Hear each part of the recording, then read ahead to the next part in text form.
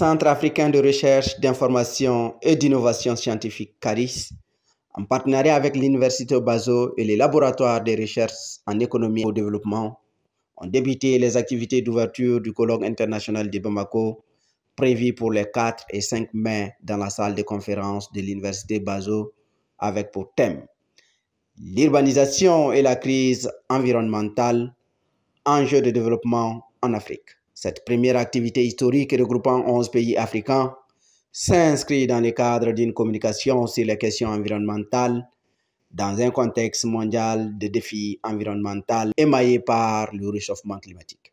C'est dans une salle archi-comble que les travaux se sont déroulés. Cette rencontre scientifique a enregistré la participation d'éminents professeurs à l'effigie, le professeur agrégé Zakaria Yaoukaka et le professeur Youssouphi Soumeila Moulay, ainsi que de conférenciers experts dans leurs domaines respectifs.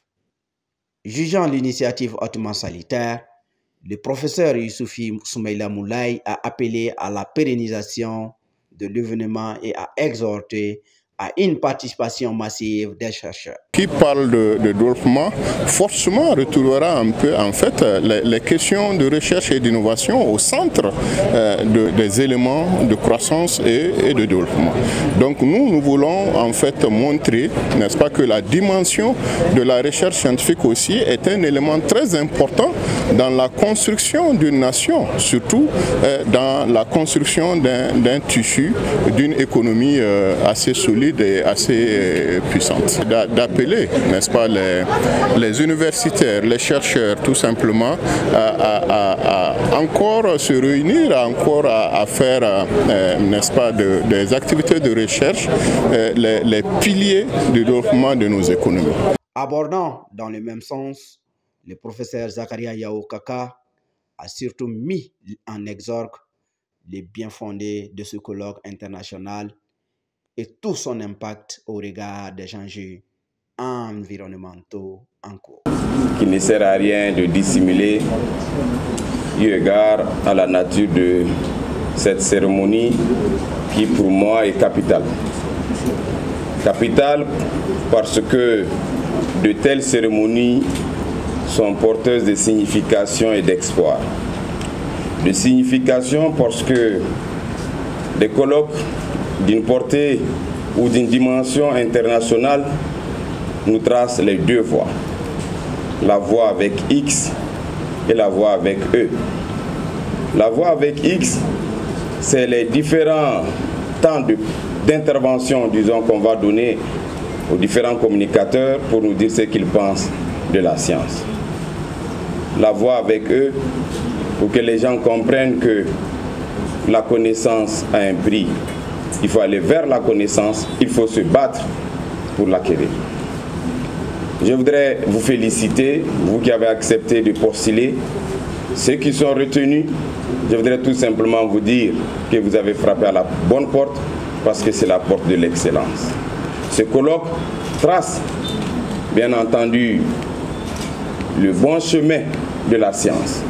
Une combinaison de toutes les ressources qui contribuent à améliorer le bien-être et des étudiants et des enseignants, mais surtout la réputation de notre pays. Des interventions, Dr Maïga Singa n'a pas manqué de magnifier ce rendez-vous de l'intelligence humaine. Les enjeux sont multiples, c'est-à-dire c'est la recherche, c'est la science. Il s'agit d'impliquer les chercheurs internationaux, comme vous l'avez vu. Il y a des chercheurs qui viennent de la sous-région, de l'Afrique, du monde entier, et qui participent, qui apportent leur expertise à la question pour qu'enfin nos États, c'est-à-dire nos États, non seulement nos États, mais aussi les populations, puissent être conscientes des enjeux que sont le réchauffement climatique, l'urbanisation et puis la désertion, c'est-à-dire l'exode rural, c'est-à-dire la désertion des campagnes. Convaincu de toute pertinence du dit colloque, il lui alloue une pérennité indubitable. Nous avons l'année passée organisé un colloque international sur le genre. La prochaine session va se dérouler au Maroc avec nos partenaires. Puis nous sommes en train de travailler avec nos partenaires du Canada qui sont très impliqués dans ces questions-là. Donc il va y avoir beaucoup de travaux, beaucoup de recherches sur ces problèmes. Parlons des enjeux de ce colloque. Les organisateurs ont été mieux-disants, à l'instar du Dr Amadou Bamba. C'est une première qu'une université privée organise un colloque international pour la recherche scientifique. Et ce colloque a été organisé en collaboration avec deux structures de recherche, à savoir le Centre africain de recherche et d'innovation scientifique et le laboratoire de recherche en économie appliquée au développement.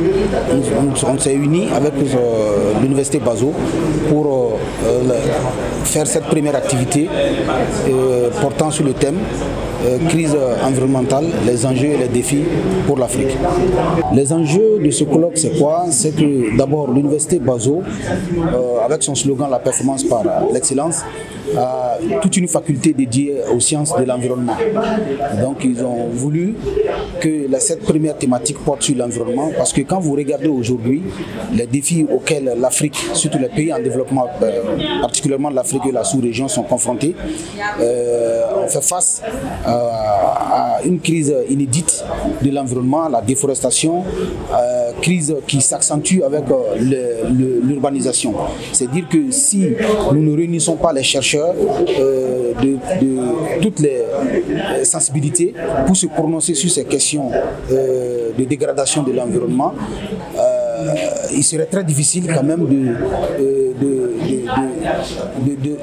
s'attendre à un développement sans conséquences, si je peux me permettre ainsi.